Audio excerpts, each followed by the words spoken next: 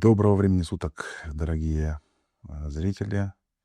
Сегодня я хочу вам рассказать о своем пути, как я начал изучать успешно такую сложную тему, как сильные немецкие глаголы.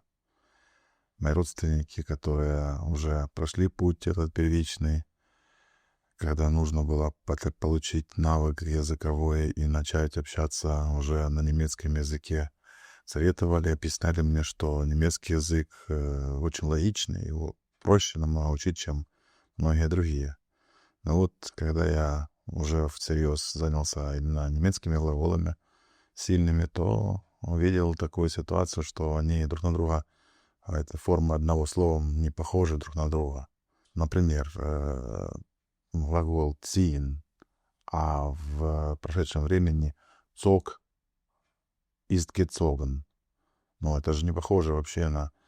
То есть фактически я видел, что нам нужно учить несколько разных слов, потому что, как бы тяжело подумать, что таким образом будет гласно меняться в корне.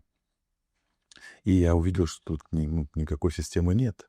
Как они мне говорили, система везде есть.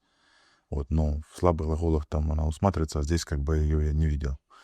Вот, или там глагол finden, fand, gefunden. Да, как это запомнить? И мне казалось, что это очень много усложняет процесс запоминания.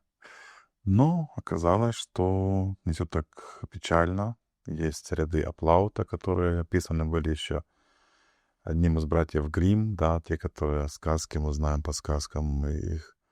Вот. Оказалось, что есть и здесь тоже система немецкая. Вот сейчас перейдем, обратите внимание на экран, я вам сейчас покажу списки немецких глаголов, и которые уже отсортированы по рядам Аплауда.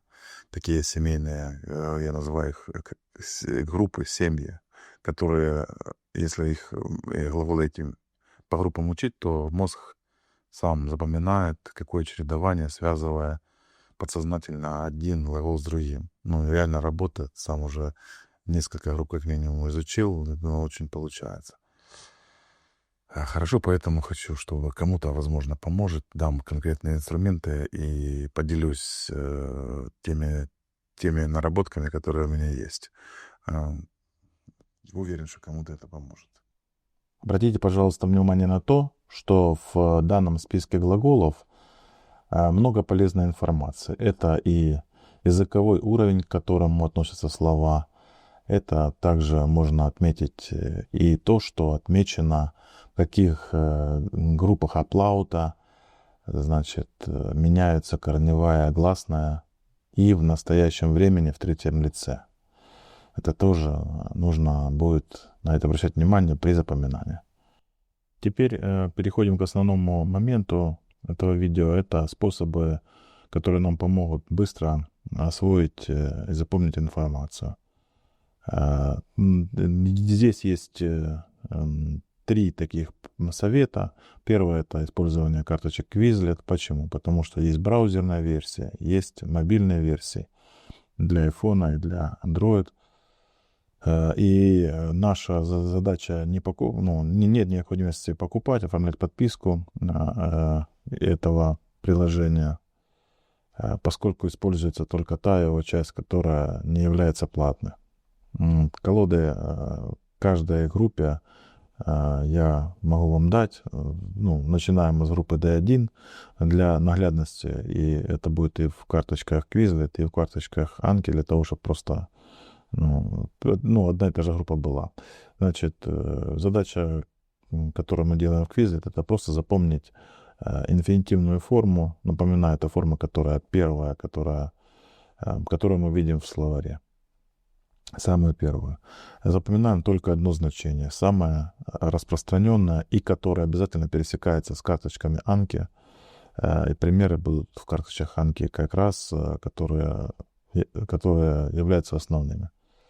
То есть самое распространенное значение. Соответственно, здесь механизм простой. Есть браузерная версия и в телефонная. Открываем карточки. Есть клавиша «Перемешать». включайте, когда уже ознакомились со списком, включайте эту клавишу для того, чтобы мозг не запоминал порядок, а запоминал значение. Есть клавиша «Прослушать». То есть это удобно, поскольку для знакомства надо знать звучание. Знаем, продолжаем и так далее. Ну, обычные карточки. Ничего сложного здесь нету. Задача запомнить. И вслух обязательно произносим. Тренируемся произносить слова на слух, потому что для того, чтобы разговаривать, нужно однозначно произносить слова. Тренироваться, произносить чужие слова, которые для нас еще на одном этапе еще пока чужие, но нужно сделать их своими, чтобы мозг их мог воспроизводить с речевым аппаратом мгновенно, как мы слова произносим на своем языке. Ну и проходим так полностью по всей группе. Еще один момент есть, очень интересный. Есть в Ютубе, мне, кстати, посоветовала моя родственница, которая уже знает язык. Ну, она уже B2 у нее сертификат, и вообще она разговаривает хорошо уже. Рэп есть, такой есть Михаэль, он преподаватель немецкого языка. Канал Deutsch Leicht называется. И вот он в рэпе пропевает как раз эти глаголы в 3 формах и с переводом, с основным тоже. И эти карточки, которые вот вы видите перед собой, они как раз пересекаются, потому что все эти глаголы, которые здесь вот в этом ряду аплауда, среди прочего, он тоже пропевает. Там в песне у него 125 глаголов, как бы ритмично, 4 минуты, по-моему, песня. Я вам ссылочку на этот ролик оставлю тоже в описании. Полезно так на фоновом режиме будет прослушать. Ну а теперь перейдем к основной части работы. Это работа с программой Anki. Anki, она бесплатная программа для Windows. Для macOS она также бесплатная. Вот. И есть Anki Droid, ну это та же самая Anki, для Android бесплатно, а для iPhone она платная. И у меня, к счастью, есть еще и Android, кроме iPhone, поэтому там карточки, если есть необходимость, повторяю. Почему говорю, что есть необходимость, я повторяю просто основное на компьютере. Ну, просто так мне удобнее. Ну, вот заходим в Anki. Значит, у меня здесь много колод, в том числе есть и по ворд-листу Гёте университета по 2 уровням, 1 и 2, но это сейчас не тема ролика. Мы сейчас занимаемся группой Аплаута D1. Вот она, эта группа. Это I и 2 звука длинных И. Чередование такое аплауда. В каждой главной колоде есть 3 подколоды.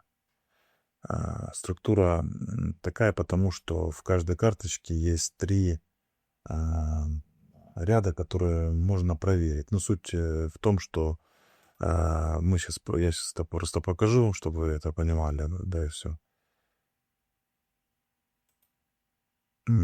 Значит, обратите внимание на то, что сначала в первой колоде карточки мы вот этот ряд, где я курсор поставил, он нужен для того, чтобы можно было напечатать либо голосовым вводом ввести текст. Мы должны вспомнить, как глагол звучит и его 2 формы в прошедшем времени. Можем прослушать, если уже не помним, можем просто прослушать. Эта кнопка, она как бы для того, чтобы не открывать заранее карточку, а просто, если уже не помните, прослушайте. Verzeihen, verzieh, hat verziehen. То есть 3 формы озвученного глагола. Это инфинитивная форма, претеритум и перфект с вспомогательным обязательным глаголом. Sein или haben. В данном случае haben.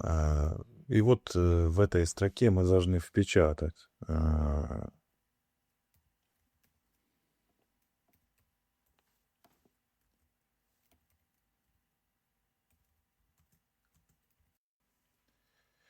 и проверяем себя. Если правильно напечатали, значит текст будет выделен зеленым фоном. Если что-то неправильно, то будет красное выделение от места, где неправильно. Очень удобно быстро взглядом кидать и смотреть, что где мы делаем ошибку. Кстати говоря, это очень полезная функция, потому что иногда мозг думает, что все правильно, а на самом деле, когда начинаем печатать, получается ошибка. То есть это такой обман, как бы самообман.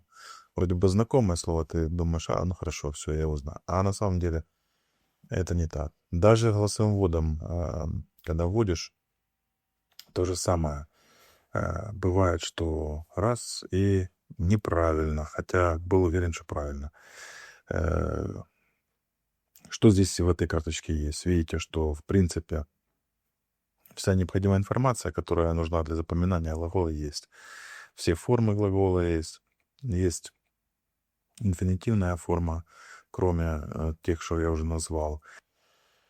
Также обращаю внимание, что я сделал в карточке такую функцию удобную. Это линк на словарь. Если нажать на этот линк, то сразу откроется в браузере электронный словарь, в котором можно посмотреть, уточнить значения другие этого глагола. Ну, любого слова, которое в словаре есть, в принципе.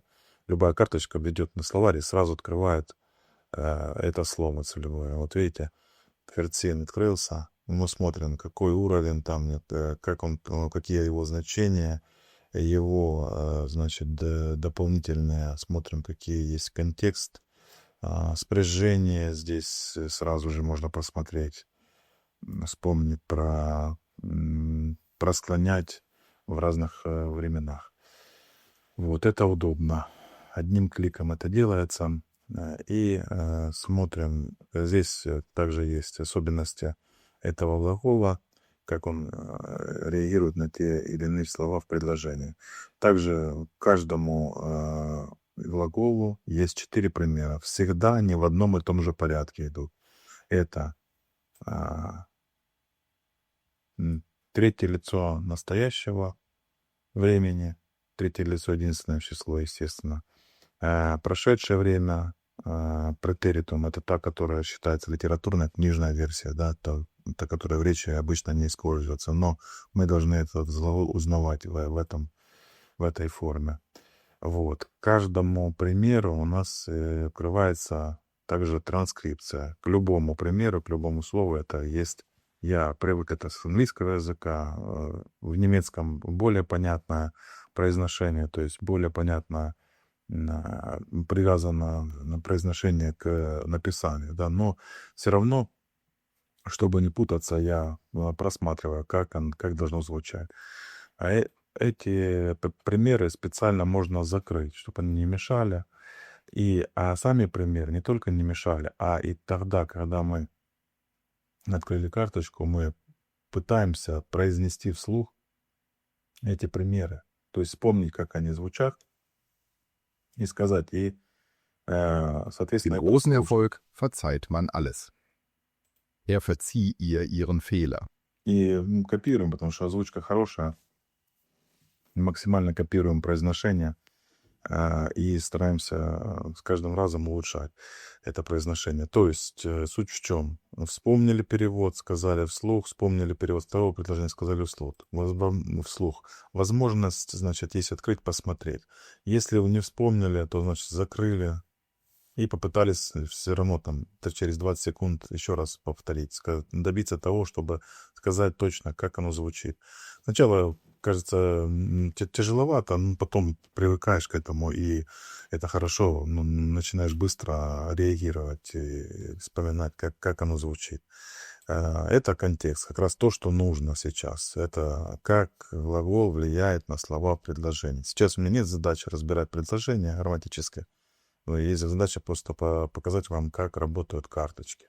То есть вспомнили, переходим ко второму примеру. Во второй строке, во втором примере всегда тоже один и тот же порядок. То есть в любом глаголе у нас первое во второй строке это императивное значение. Императив глагола во втором лице в форме «do».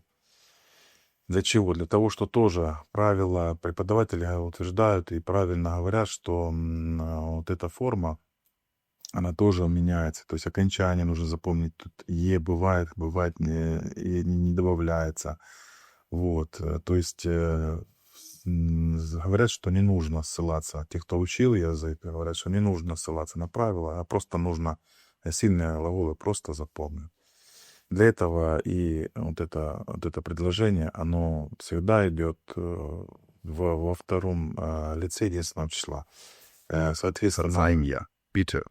мы его прослушали. Обычно вот перфект с партиципом «zwei» он идет один, например. Но здесь я два написал, потому что была проблема у меня с запоминанием, то, что путал, ну, не то, что запоминанием, табличку-то я выучил, что как будет ее ошибка и его ошибка, да, что это Ирен, а это Зайнем. Но путаница была, поэтому добавил два примера, чтобы как раз заучить, ну, параллельно вот этот момент до автоматизма довести. Ну, уже довел до автоматизма, вам тоже советую. Поэтому специально здесь два примера, уже не цель не сам глагол, да, а также и отработать с местами, как применяются вот эти слова его, ее, там.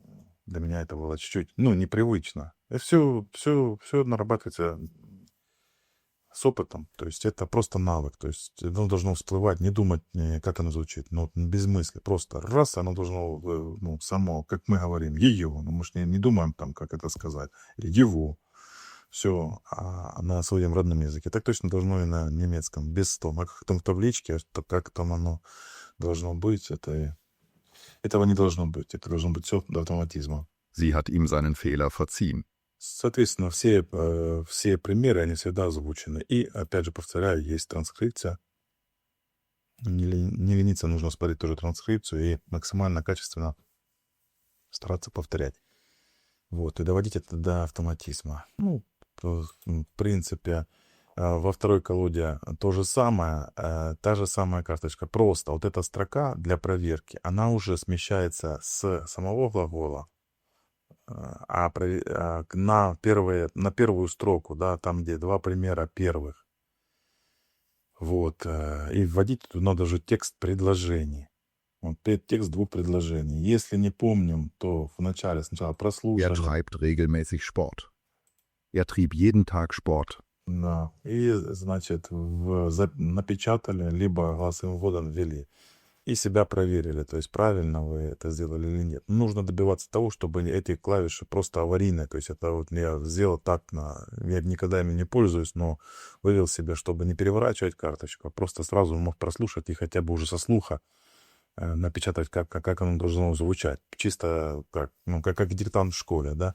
Но нужно добиваться того, чтобы вот это все запоминалось до автоматизма просто как значение предложения. Вот, чтобы в голове не было мысли, что нужно перевести там и так далее, а просто вот вспомнить значение, как оно, без дословного перевода. Просто, ага, тут такая мысль, раз, и он должен выдавать. Все, так точно мы открываем. Если бы я напечатал, то он об зеленом подчеркнуло, а ошибки выделила об красным. Вот эта строка, которую сейчас я выделил. Сейчас я не печатал, поэтому она такая, ну, светлая, просто светло-черная. Вот здесь тоже можно Er treibt прослушать. regelmäßig Sport. Да, Er trieb jeden Tag дополнительно. Sport. И обязательно повторять. Причем не один раз, а несколько раз нужно повторять, произносить качественно. Вот, можете себя даже записывать на диктофон, потом прослушивать. Это полезно тоже видеть свои ошибки. Вот. Ну и, соответственно, всегда я открываю, хоть и не целевой в любой карточке, допустим, целевой у нас получается этот именно, например, да, первая строка. Но я всегда открываю вторую и все равно проговариваю вторую. Ну, можно открыть. Treib mehr Sport. Es ist gesagt. Er hat viel Sport getrieben. Соответственно, прослушиваем и опять же повторяем. Ну и так точно идет третья колода, но уже строка целевая у нас смещается на последнюю. То есть императивная форма проверяется и